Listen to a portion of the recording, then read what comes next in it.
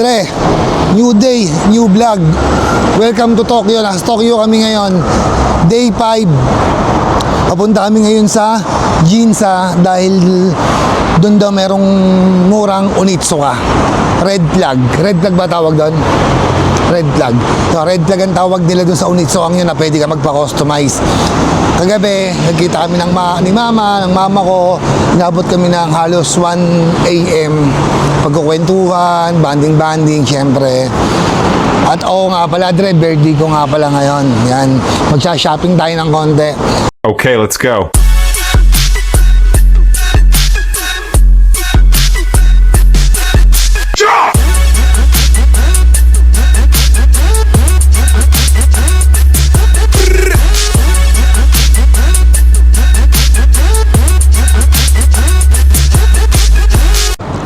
Yan mga Dre, galing kami sa Onitsuka Red Concept.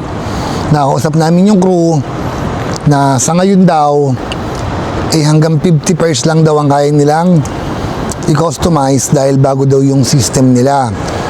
So bukas, pwede naman daw magpo-customize. Tingin daw nila, kaya daw nila mag-customize bukas kahit 100 pairs. Ngayon, nagtanong kami na kung pwede, bibili kami ngayon, tapos bukas na may papa-customize, hindi daw pala pwede yun. Kailangan, kung kailan mo binili yung sapatos, doon mo pa lang siya pwedeng i-customize.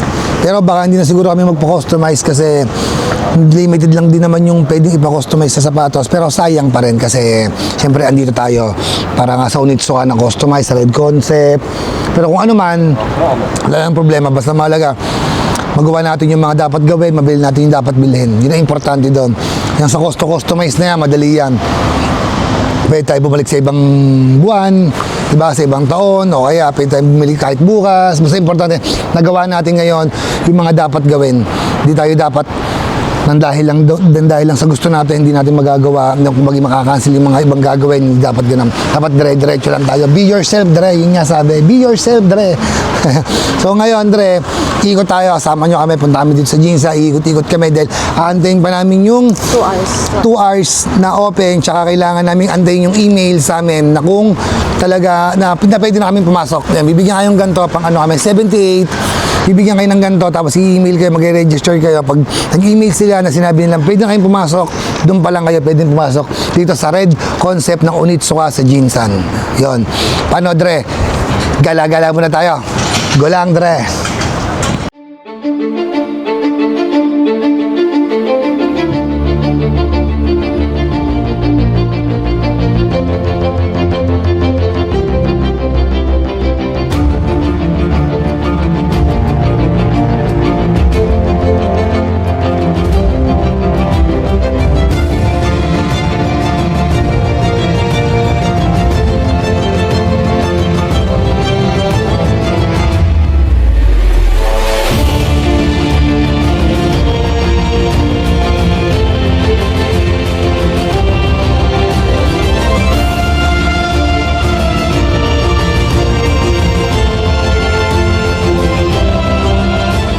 Nag-message siya sa atin, nag-email na sa atin ng Onitsuka at pwede na tayong pumunta dahil 2 tao na lamang number na natin, number 78. Bali ang inantay namin ay almost 2 hours din. 2 hours kami nag-antay sa bag na please come to venue. Ayan, ito Dre, venue. Yan Dre, kita niya. Ayun yung message ng Onitsuka na bakit ba? Yan. Na pwede na kaming pumunta doon para tumingin ng sapatos. Sana may magustuhan tayo, Dre. Pero kung mayroon doon Colorado, G tayo doon, Dre. Colorado. Parang, hindi ko lang kung magkano sa Pilipinas yon. Parang nasa 28,000 ata yun sa Pilipinas. Pero ewan ko lang din kung magkano. Pero kung mag-ano man, try natin G tayo doon. Samahan nyo ako, Dre. Samahan nyo ako. Dre, siya sa pagsasalita ako, Dre. Tagat ko dila ako kahapon, kaya medyo ganito ako magsalita. Samahan nyo kami, Dre, sa Onitsuka, sa Dragandila ako. Sa Onitsuka, sama-sama tayo doon. Tingnan kung ano ang meron. Go lang ng go, Dre. Tara!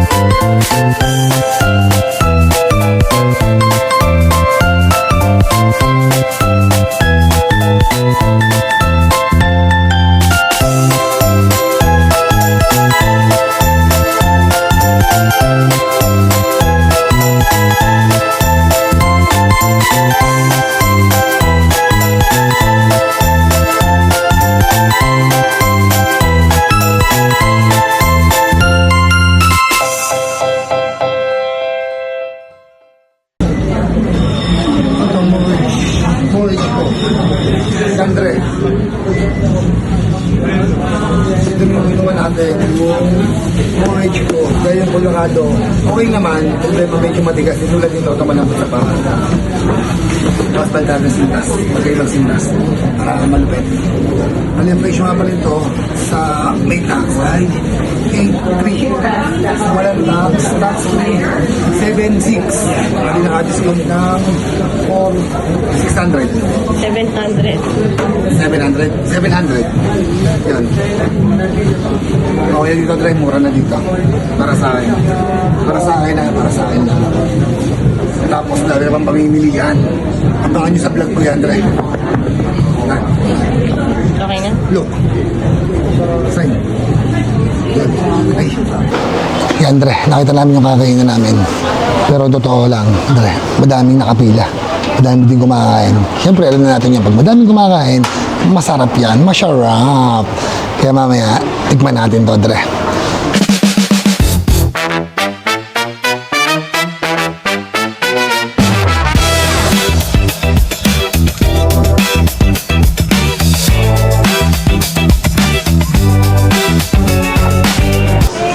Tikman natin ang authentic na tonkatsu ng Jin sa Japan. Ayan. Toothpick pa lang nila, Dre, talagang panalo. Nakita nyo toothpick yan. Plus, yung piraso ng ano nila, Dre, kita yan. Yung piraso ng karne nila, pagkaka-slice. At ang talagang okay, tingnan natin, Dre.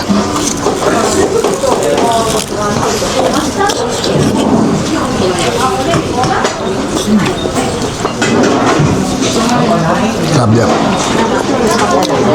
Sarap. Dito ako.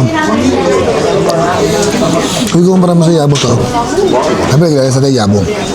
Hindi naman sa pagmamayabang doon. Nakain din kami lagi ng yabo. Pero, iba yung karne niya eh. Ang yabo kasi, tignan mo yung karne niya, iba.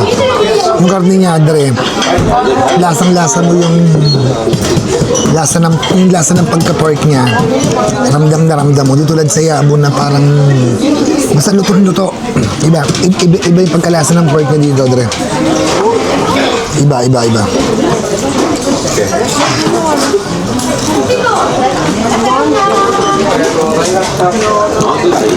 Dre. Yung kita nyo naman, no? Yung laman, iba siya, Dre. Iba pagkakaluto niya. Iba yung pagkakakain niya. Hindi, normal niya. Sa miso, yung natin iba din na lasa ng sa ngalan, siyempre Japanese rice, diba? Iba rin naman pa. Bali, nung pork tonkatsu nila, kaya sabi ko lang, Andre, para sa akin, kung kumpara mo sa Yabo, tsaka sa ibang Japanese na restaurant sa Pilipinas, siguro talaga mga 90%, pero dito 100%. 1 to 10, 10 ako dito, Dre. 10 ako. Kain muna tayo, Dre. Okay? Go lang, Dre. Tsaka, Dre, sa dressing ng ano niya, garbage nga ito. Ibang-iba. Ano siya, medyo mangasim-gasim na medyo maanghang kasi may paminta para may lemon. Tapos sa tonkatsu sauce naman niya, Dre, kung titignan nyo, okay, kita nyo. Ibang-iba yung lasa niya. Hindi siya yung sobrang tamis. Hindi yung parang sa atin na basta may naiiwan siyang lasa eh. Iba. Oo, no? Tumatapang yung ano niya. Habang tumatagal. Hindi, hindi siya matapang sa una. Pero habang tumatagal siya, para siyang kumaagat yung lasa niya. Iba siya. At sa soup naman, tikman natin, Dre. Hindi ako milig sa soup. Hihim lang ako ngayon kasi bibigay ko na kay Mitch to. Favorite niya to eh. Favorite ni Mitch to. Ang sarap. Ang tulasan nito. Sarap eh.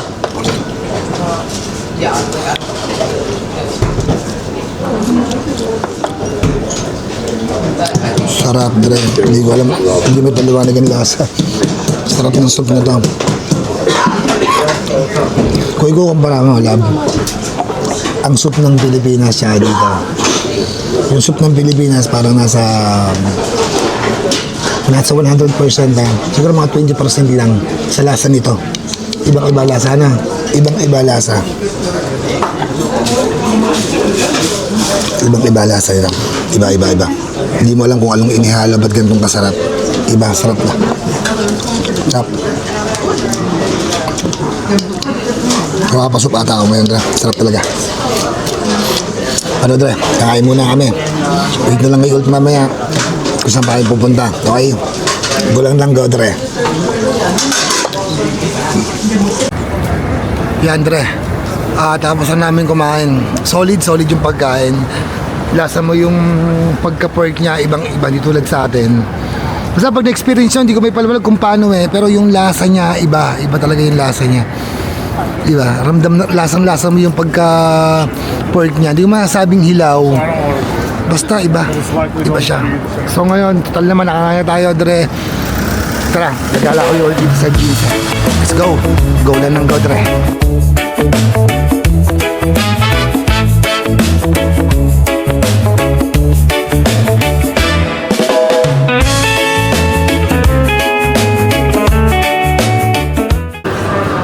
Yan, Dre, hindi tayo pinag-video sa Supreme, bawal daw. Halika, picture na lang tayo.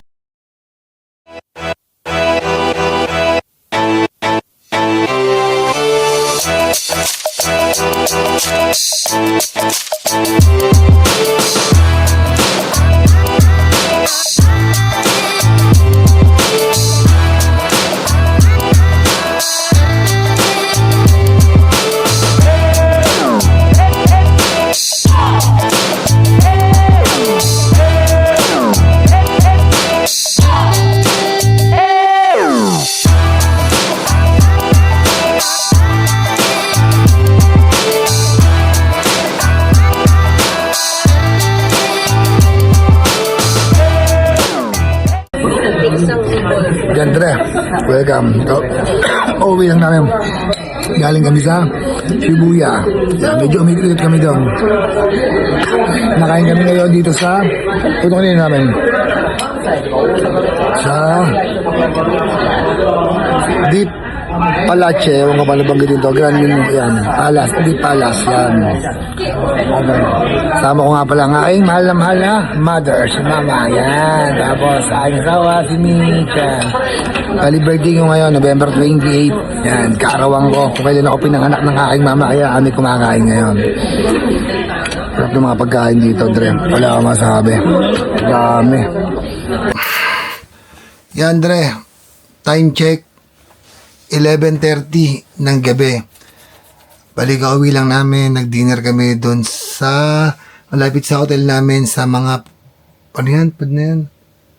Ano ko? Biryani, mga ganun, mga biryani, mga Indiana na pagkain. Ngayon, ang pinuntahan nga pala namin ngayon, Ginza, tapos ang pa ba? Yun lang, nag-shopping ng konti, tapos kumain, kasama si Mama, tsaka sa Shibuya. Bali bukas, babalik kami ulit ng Shibuya, tapos pupunta tayo saan? Harajuku. After nun, saan pa? Saan? Team Love Planet. Naka-schedule na kami doon. Kaya tulad ng dati, Dre, LSS tayo. Like, share, and subscribe. Pag nagustuhan niyo video ko, Dre, LSS. Okay? Be yourself, Dre. Kita kayo tayo bukas.